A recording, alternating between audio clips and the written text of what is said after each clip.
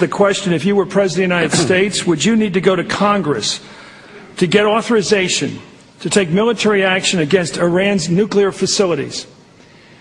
You sit down with your attorneys and tell you what you have to do, but obviously the President of the United States has to do what's in the best interest of the United States to protect us against a potential threat. The President did that as he was planning on moving into Iraq and received the authorization of Congress. Did he need it? We're going to let the lawyers sort out what he needed to do and what he didn't need to do, but certainly what you want to do is to have the agreement of all the people in leadership of our government, as well as our friends around the world, where those circumstances are available. Gentlemen, it's so important. Congressman Paul, do you believe the President needs authorization of Congress to attack strategic targets in Iran, nuclear facilities? Absolutely. This idea of going and talking to attorneys totally baffles me. Why don't we just open up the Constitution and read it? You're not allowed to go to war without a declaration of war. Our next question comes from Seattle, Washington. Hello, gentlemen. I'm Andrew, and I'm a college student from Seattle, Washington. Recently, Senator McCain has come out strongly against using waterboarding as an instrument of interrogation.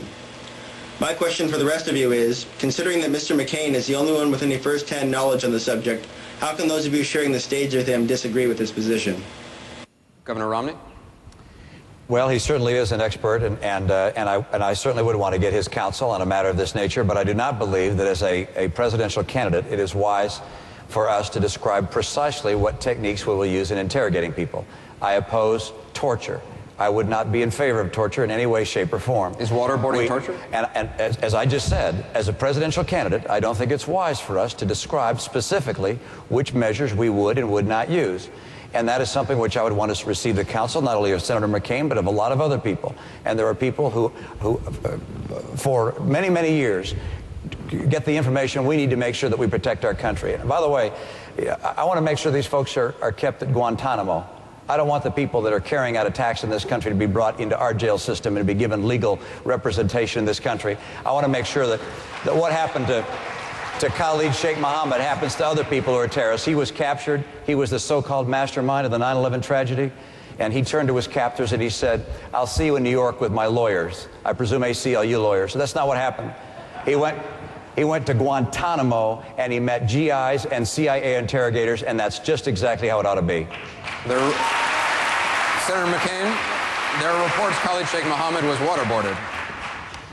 Well, Governor, I'm astonished that you haven't found out what waterboarding is. I know what waterboarding is, Senator. Then I am astonished that you would think such a torture would be inflicted on anyone in our who we are held captive, and anyone could believe that that's not torture. It's in violation of the Geneva Conventions. It's in violation of existing law.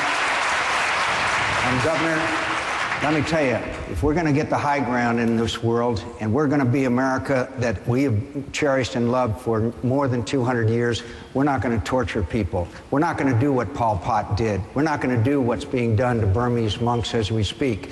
And I suggest that you talk to retired military officers and active duty military officers like Colin Powell and others, and how in the world anybody could think that that kind of thing could be inflicted by Americans on people who are held in our custody is absolutely beyond me.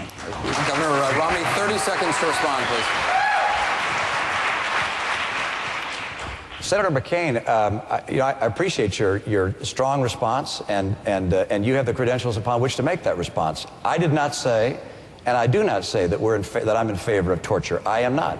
I'm not going to specify the specific means of what is and what is not torture, so that the people that we capture will know what things we're able to do and what things we're not able to do. And I get that advice from Cofer Black, who is a person who was responsible for counterterrorism in the CIA for some 35 years. I get that advice by talking to former generals in our military, and I don't believe it's appropriate for me as a presidential candidate to lay out all of the issues one by one, get questioned one by one. Is this torture? Is that torture? Senator and McCain, so that's something which I'm going to take your and other people's counsel on. Senator McCain, 30 seconds to respond. Well, then you would have to advocate that we withdraw from the Geneva Conventions, which were for the treatment of people who are held prisoner, whether they be illegal combatants or regular prisoners of war, because it's clearly the definition of torture. It's in violation of laws we have passed. And again, I would hope that we would understand, my friends, that life is not 24 and Jack Bauer. Life is interrogation techniques which are humane and yet effective. And I just came back from visiting prison in Iraq. The Army general there said that the techniques under the Army field manual are working and working effectively, and he didn't think they need to do anything else. My friends, this is what America is all about.